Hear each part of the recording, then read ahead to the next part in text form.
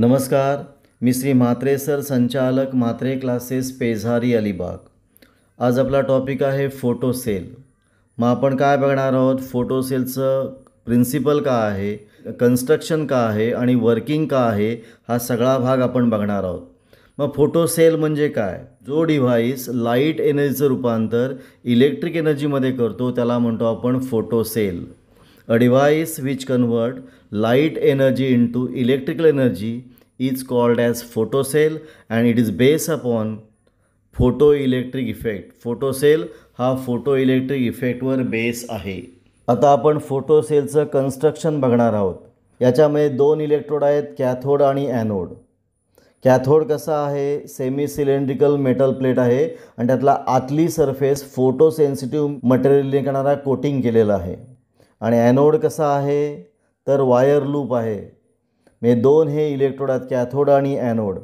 आता हे दोन्ही इलेक्ट्रोड इव्हॅक्युएटेड ग्लास बल्बमध्ये ठेवलेले आहेत आणि हे दोन्ही इलेक्ट्रोड एक्सटर्नल सर्किटला आपण जोडलेलं आहे, ज्याच्यामध्ये बॅटरी दिलेलं आहे आणि मायक्रो ॲमीटर दिलेलं आहे. हे झालं याचं कन्स्ट्रक्शन. आता आपण वर्किंग बघणार आहोत, फोटोसेलचं वर्किंग बघणार आहोत.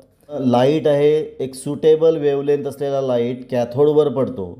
म्हणजे हा लाईट कॅथोडच्या फोटो सेन्सिटिव्ह मटेरियलवर पडतो, तेव्हा इलेक्ट्रॉन इमिट होतात.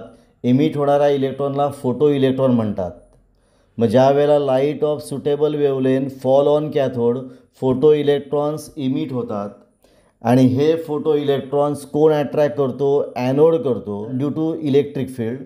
आणि मग इलेक्ट्रॉन ॲनोडने अट्रॅक्ट केल्यामुळे त्यातून करंट पास होतो. त्या करंटला म्हणतो आपण फोटो करंट आणि तो फोटो करंट आपल्याला मायक्रो ॲमीटरमध्ये मिळतो.